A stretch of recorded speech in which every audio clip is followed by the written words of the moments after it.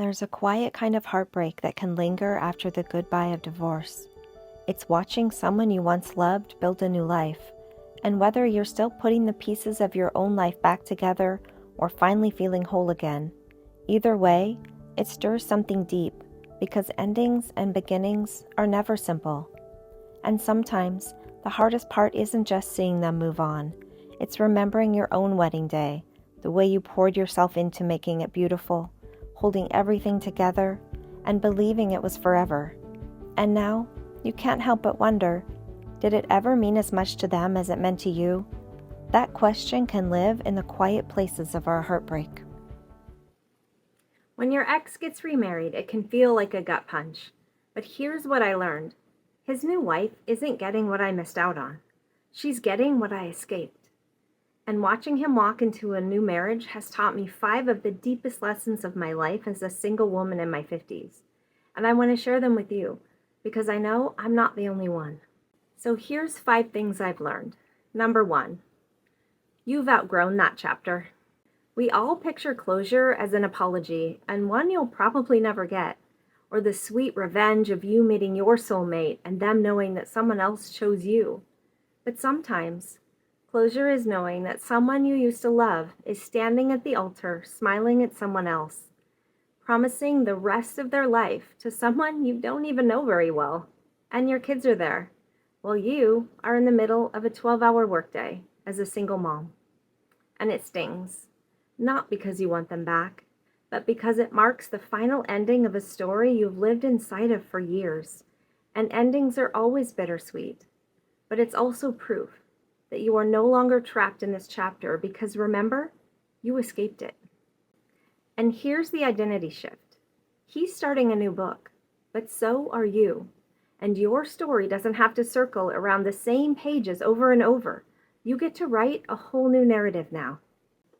Number 2, you can choose your focus. You are at a Y in the road on how you frame this. And honestly, I could spiral. I could sit here and replay all of the reasons it ended. I could remember my pain caused by him and tell myself maybe he won't cause her any pain. I could think about all of the wasted time, or I could ask myself a question that could change my life. What if the best parts of my story haven't even happened yet? When you've lived in a marriage where your needs came last, singleness isn't a punishment. It's a second chance at agency, at choice, at living a life where your focus isn't constantly split. Because when you're single, you can ask yourself, what do I want for dinner? What do I want for my weekends? My future? My body? My dreams? And the answer doesn't require someone else's approval. That's not loneliness, that's liberation. Number 3, it's a mirror for my growth. When your ex moves on, it's not just about them. It's a mirror held up to you in your own life. And you get to ask, am I actually living the life I promised myself I would? Because for years, I lived as a supporting character in my marriage. My wants, my voice, my identity were background music. His needs were always the main plot. But watching him get married again reminded me, my happiness cannot be a subplot anymore.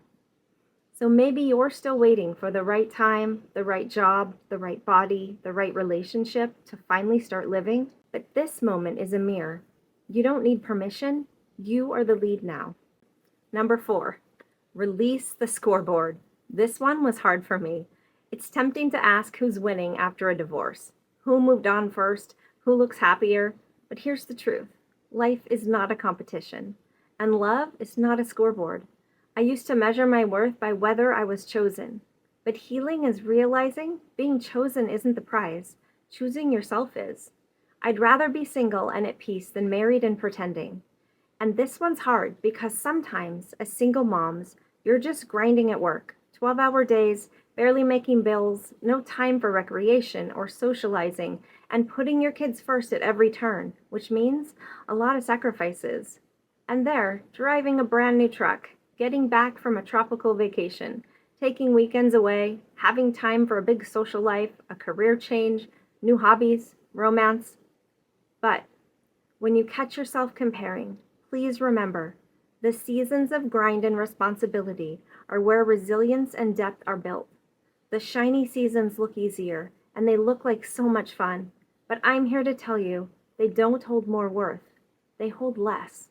Your steady path may not look glamorous right now, but it's laying the foundation for a life that will shine in its own time in a way that's unshakable.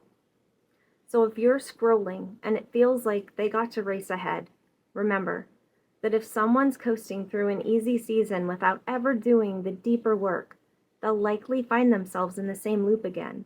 But the work that you're doing now means that when your good season comes, it won't just be temporary. It will be solid because it's made on growth. Number 5, gratitude for the detour. Here's the wild part. I'm grateful, not for the pain, but for this detour. Every ending freed me for what's next. I learned resilience, I learned my own strength, and I learned that the life I'm creating now could never have existed if I stayed in that old story. So yes, my ex is getting married, but I've built a life so beautiful that I don't have to measure mine against his. I can wish him well, not because I've forgotten, but because I'm finally free. So if you're sitting in that sting right now, watching your ex move on while you're finding your footing, I want you to hear me. This isn't the end of your story.